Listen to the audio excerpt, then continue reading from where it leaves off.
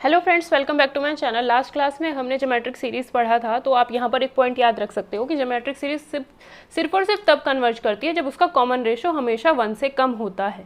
ठीक है, next point, कुछ पॉइंट्स हैं बहुत ज़्यादा इंपॉर्टेंट हैं जो आपको एग्जाम में डायरेक्ट भी पूछे जा सकते हैं और एग्जाम में आपको बहुत हेल्प करेंगे। ठीक है, तो पहला पॉइंट है हमारा समेशन UN अगर कन्वर्जेंट है, ये सीरीज़ है, अगर ये कन्वर्जेंट है तो हमेशा इस UN में लिमिट अप्लाई करने के बाद आपको 0 मिलेगा। ठीक है, ये चीज़ है कि UN अगर समेशन UN अगर सीरीज़ कन्वर्जेंट है तो UN में लिमिट अप्लाई करने के बाद आपको 0 मिलेगा ही मिलेगा। ठीक है, बट कन्वर्स इसका ट्रू नहीं है। कन्वर्स ट्रू नहीं होने का मतलब है कि अगर UN में लिमिट अप्लाई करने के बाद 0 मिलता है तो सीरीज़ कन्वर्जेंट है, ऐसा नहीं बोल सकते। ठीक है, क्यों नहीं बोल सकते? हमारे पास एक ये सीरीज़ है 1 + 1/2, इसको आप देख सकते हो ऐसे, कैसे हमारे पास ये सीरीज़ है 1 1/2 + 1/3, इस टाइप की सीरीज़ है जिसके जनरल टर्म जो है 1/n है। समेशन 1/n इसको लिख सकते हैं। तो ये क्या है, हमारा UN से कंपेयर कर दिया तो हम बोल सकते हैं UN की वैल्यू 1/n है। जैसे ही हम इस UN में limit n tends to infinite apply करेंगे तो हमें क्या मिलता है, 0 मिलता है। ठीक है, तो हम ये नहीं, मतलब इसमें limit n tends to infinite इसमें अप्लाई करने के बाद हमें 0 मिलता है, तो हम ये नहीं बोल सकते कि ये क्या है, कन्वर्जेंट है। ठीक है, ये कैसी है, ये कन्वर्जेंट होती ही नहीं है। Summation 1/n is not a convergent series. एक पॉइंट हमेशा याद रखना कि हमारे पास जो हमने 1/n जो सीक्वेंस पढ़ी है वो क्या होती थी, कन्वर्जेंट। क्योंकि सीक्वेंस को जब भी हम चेक करते थे तो सिर्फ limit n tends to infinite apply करना होता था जनरल टर्म में। अगर हमें कोई फाइनाइट वैल्यू मिलती थी तो इसमें अप्लाई करने के बाद हमें 0 मिलता है। ठीक है, तो सीक्वेंस में क्या होता था, UN में जैसे हम limit n tends to infinite apply करते थे तो हमें फाइनाइट वैल्यू मिलने पर हम कह देते हैं वो सीक्वेंस कन्वर्जेंट है। बट यहाँ पर क्या बात हो रही है, यहाँ पर हमारी सीरीज़ की बात हो रही है। तो सीरीज़ क्या है, 1/n। ये कैसी है, ये सीरीज़ जो है 0 दे रही है, बट ये क्या है, कन्वर्जेंट नहीं है। ठीक है, तो ये बात यहाँ से प्रूफ होती है कि अगर UN में limit n tends to infinite apply करने के बाद हमें 0 मिलता है तो हम ये नहीं बोल सकते कि वो सीरीज़ कन्वर्जेंट होगी। ठीक है, अगर कन्वर्जेंट है तो limit n tends to infinite UN में अप्लाई करने के बाद 0 मिलेगा, बट अगर 0 मिल रहा है तो हम नहीं बोल सकते कि वो कन्वर्जेंट है। एक और बात, अगर हम limit n tends to infinite UN में अप्लाई करते हैं, ध्यान से सुनना, UN में अप्लाई करते हैं और हमें ये जो वैल्यू मिलती है this is not equal to 0, अगर ये 0 ना मिले तो ये हमेशा डाइवर्जेंट सीरीज़ होगी। ठीक है, अगर ये 0 ना मिले तो हमेशा डाइवर्जेंट होगी, फिक्स। भाई अगर ध्यान रखना, ये पॉइंट बहुत ज़्यादा इंपॉर्टेंट है, एग्जाम में डायरेक्ट भी पूछे जा सकते हैं और एग्जाम में किसी भी क्वेश्चन को करने के लिए सॉल्व करने के लिए भी हेल्पफुल होंगे। ठीक है, मतलब टेस्ट ना लगा कर भी हम इसी चीज़ से क्वेश्चन को कर पाएंगे। ये लगाया, 0 मिला, ठीक है, ये हमने अप्लाई किया, 0 मिला, तो हम कन्वर्जेंट नहीं बोल सकते। लेकिन अगर ये नॉन ज़ीरो आता है तो हम हमेशा बोल सकते हैं कि ये डाइवर्जेंट होगा ही होगा। नॉन ज़ीरो आने पर फिक्स बोलेंगे कि जो हमारी सीरीज़ थी वो क्या होगी, डाइवर्जेंट होगी ही होगी। तो यही है यहाँ पर कि limit n tends to infinite UN अगर 0 मिलता है तो वो सीरीज़ कन्वर्जेंट हो भी सकती है और नहीं भी हो सकती है, कुछ फिक्स नहीं है। ठीक है, बट अगर कन्वर्जेंट है तो ये चीज़ है। ठीक है, नेक्स्ट पॉइंट यहाँ पर लिखा हुआ है, ये limit n tends to infinite UN में अप्लाई करोगे तो अगर नॉन ज़ीरो वैल्यू मिलती है तो वो सीरीज़ कन्वर्जेंट नहीं होगी, फिक्स है, तब तो वो डाइवर्जेंट होगी। जैसे हमने 1 + 2/3 + 3/4 + 4/5, तो यहाँ से हम देख सकते हैं n/n+1, ये अगर 2 है तो नीचे 1 ऐड किया है, ये अगर 3 है तो नीचे 1 ऐड किया है, मतलब इसकी जनरल टर्म n/n+1 है। तो यहाँ पर जनरल टर्म फाइंड करनी आनी चाहिए।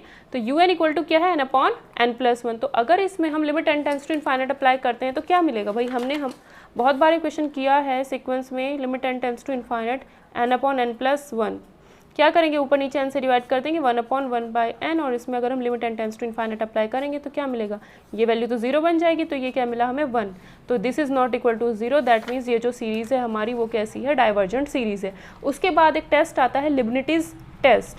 और भाई प्लीज़ वीडियो को लाइक ज़रूर कर दिया करो, अगर आपको लगता है कि लाइक करने लायक है, कुछ अच्छा आपको प्रोवाइड किया जा रहा है तो प्लीज़ वीडियो को लाइक कर दिया करो और शेयर भी ज़्यादा से ज़्यादा किया करो। और प्लीज़ वीडियो पर कमेंट ज़रूर किया करो ताकि मुझे भी पता चले कि आपको वीडियो लेक्चर कैसा लग रहा है। ठीक है, नेक्स्ट है आपका लिबनिटीज़ टेस्ट, और सब्सक्राइब भी ज़रूर कर लेना ताकि जो भी वीडियो अपलोड हो उसका नोटिफिकेशन आपको साथ के साथ मिल सके। नेक्स्ट है आपका लिबनिटीज़ टेस्ट या फिर ऑल्टरनेटिंग सीरीज़ टेस्ट। इसमें क्या होता है, सिर्फ आपको एक एग्जांपल के थ्रू मैं समझा देती हूँ कि हमारे पास इसमें जो भी सीरीज़ दे रखी होगी उसमें हमेशा क्या होगा, फर्स्ट नंबर प्लस का, सेकंड नंबर माइनस का, फिर प्लस, फिर माइनस, फिर प्लस, फिर माइनस। सबसे पहली बात तो आपको इसके अंदर यही पहचानी है। कैसे करते हैं टेस्ट देख लेते हैं। सबसे पहला काम है आपका the term of the series are alternately positive and negative. सबसे पहले आपको देखना है plus minus plus minus plus minus, ये देखना है। तो ये जो सीरीज़ है इसके अंदर प्लस माइनस चल रहा है, वही पहला टर्म प्लस सेकंड नेगेटिव, यही चीज़ देखनी है। लिबनिटीज टेस्ट में, ऑल्टरनेटिंग सीरीज टेस्ट में सबसे पहला पॉइंट यही चेक करना होता है। देन हमें देखनी है जो ये टर्म्स हैं ये डिक्रीजिंग होनी चाहिए। जैसे हमने डिक्रीजिंग सीक्वेंस पढ़ा था, तो ये जो टर्म्स है वो डिक्रीजिंग होनी चाहिए। दैट मीन्स पहली टर्म 1 है। अब प्लस माइनस नहीं देखना है हमें, पहले प्लस माइनस देख लो। फर्स्ट स्टेप है कि भाई प्लस माइनस, फिर माइनस, ये चीज़ चेक करो। सेकंड स्टेप में क्या करना है, फिर साइन को भूल जाओ। फिर हमें देखना है 1, 1/2, 1/4, 1/8।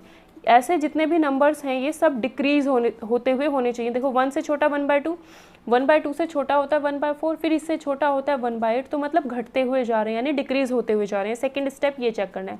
थर्ड स्टेप आपको क्या करना होता है, वही limit n tends to infinite un। और अगर ये ज़ीरो आ जाता है, तो ये तीनों पॉइंट अगर फॉलो हो जाते हैं तो लिबनिटीज टेस्ट से या फिर ऑल्टरनेटिंग सीरीज टेस्ट से हम कह देंगे कि सीरीज़ कन्वर्जेंट है। तो इसकी जो जनरल टर्म है वो हम बना लेते हैं। क्या है, 1 माइनस 1/2 है, फिर 2 का स्क्वायर है, यहाँ पर 2 का क्यूब है। तो ये जनरल टर्म क्या होगी भाई इसकी? जनरल टर्म देखो हम कहाँ से स्टार्ट करते हैं हमेशा, क्योंकि ये हम बनाते हैं सीक्वेंस के उससे ही बनती है ना, सीक्वेंस की टर्म से ही ये बनती है। तो n की वैल्यू 1 से स्टार्ट होती है। तो इसकी जनरल टर्म हम क्या बनाएंगे, 1/2 की पावर n-1। n-1 इसलिए लिखा है क्योंकि यहाँ पर n की जगह पर जैसे ही हम 1 रखेंगे तो 0 मिलेगा। 2 की पावर 0 दैट इज़ 1, तो फर्स्ट टर्म हमें 1 मिल जाएगी। अगर हम यहाँ पर n रखते तो 2 की पावर 1 रखते, n की वैल्यू 1 से स्टार्ट करनी है तो 2 की पावर 1 रखेंगे। जैसे 2 की पावर 1 रखेंगे तो फिर यहाँ से स्टार्ट होता, तो हम क्या करेंगे 1/2 की पावर n-1 रखेंगे।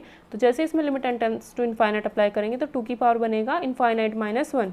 इनफाइनाइट -1 होता है इनफाइनाइट, 2 की पावर इनफाइनाइट आपको मिलता है इनफाइनाइट ही, तो इसकी वैल्यू हो जाएगी 0। तो तीनों पॉइंट यहाँ पर सेटिस्फाइड हैं। दैट मीन्स लिबनिटीज टेस्ट ये सेटिस्फाई हो चुका है और ये सीरीज जो है कन्वर्जेंट। तो यहाँ पर स्टेटमेंट में भी लिखा हुआ है infinite series in which terms are alternately positive and negative होनी चाहिए, कन्वर्जेंट होगा if each term is numerically less than the preceding term. हर आगे वाली टर्म अपने से पहले वाली टर्म से छोटी होनी चाहिए। और ये चीज़ तीनों पॉइंट्स आपको याद रखने हैं लिबनिटीज टेस्ट में।